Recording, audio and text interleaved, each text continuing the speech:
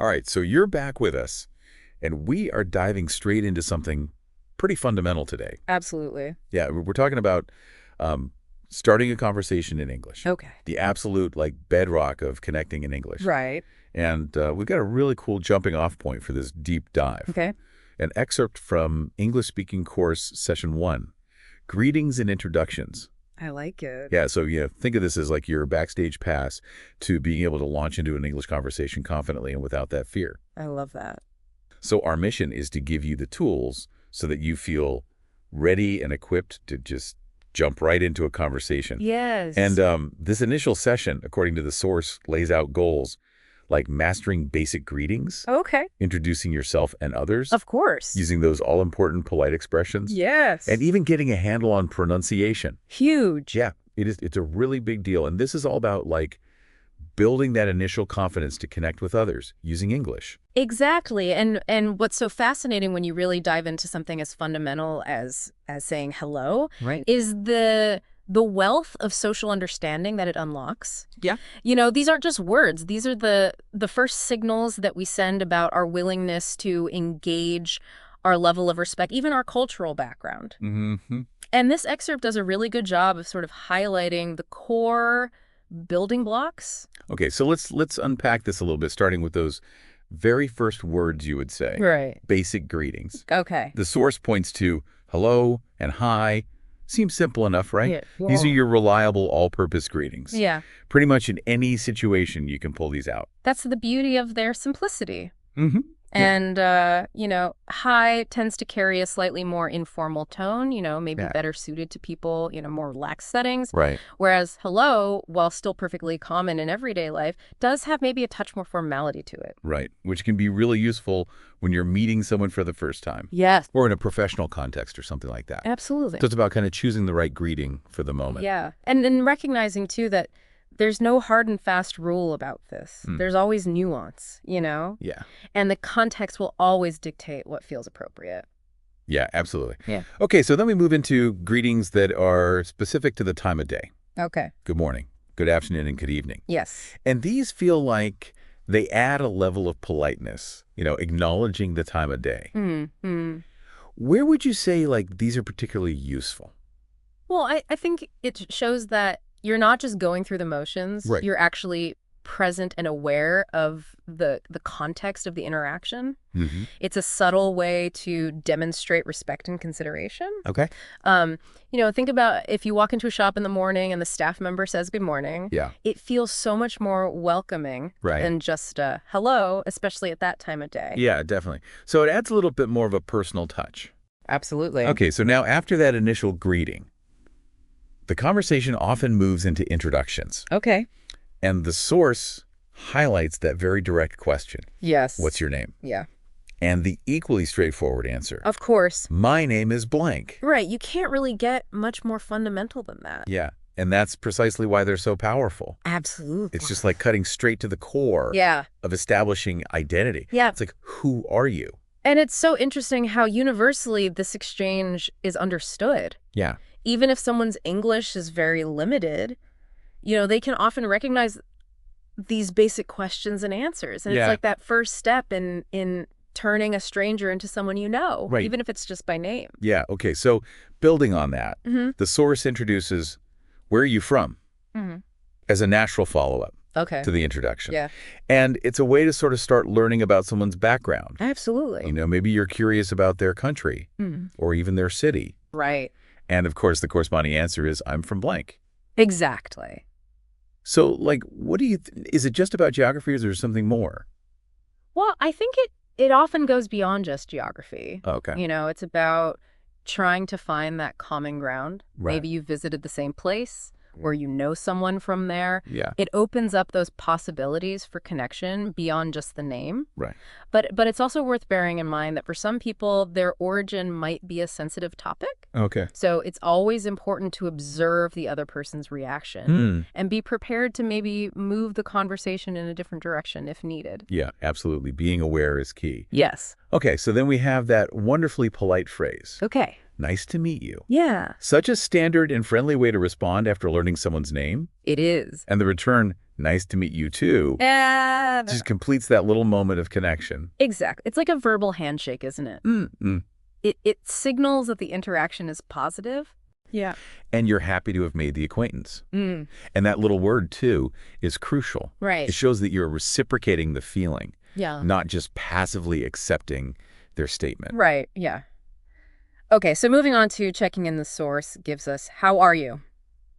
Okay. Seems like such a simple question. Yeah. But it carries a lot of social weight, doesn't it?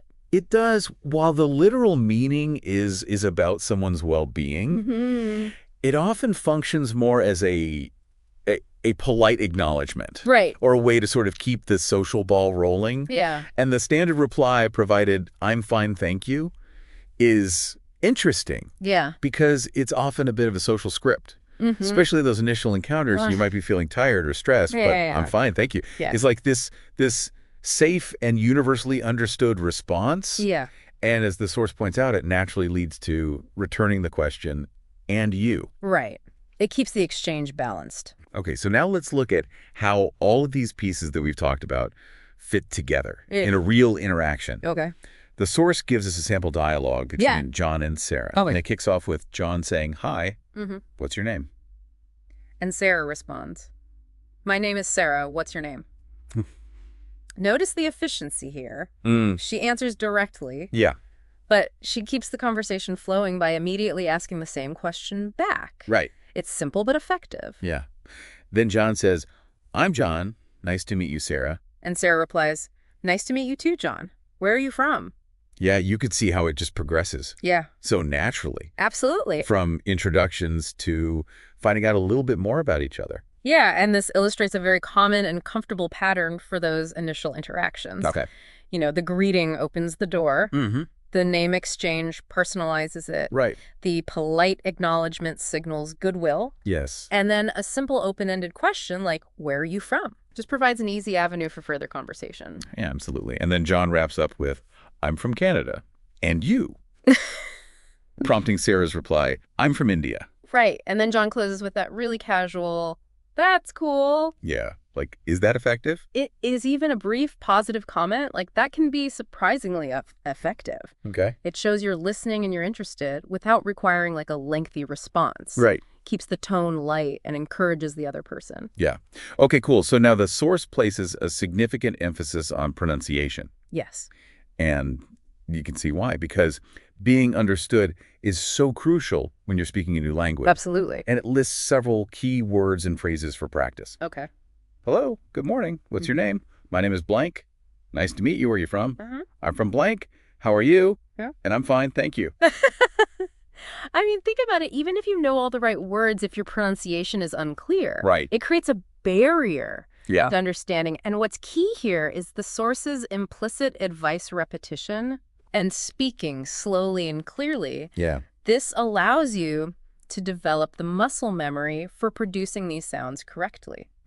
So it's not just about knowing the words. Right. It's about practicing saying them out loud until they feel natural. Yeah, I think that's so important. Absolutely. Okay, so shifting gears slightly, the source includes a little grammar snapshot, Okay. which focuses on the very basics, Right. subject pronouns and the verb to be. Of course. It lists these subject pronouns, I, you, he, she, we, they, it. Yes. And these are like the actors in our sentences. Exactly. The ones doing the action or being in a certain state. Yes. And understanding those subject pronouns is so foundational because they dictate how we conjugate verbs, especially the verb to be, Right. which is so fundamental to forming simple sentences and descriptions.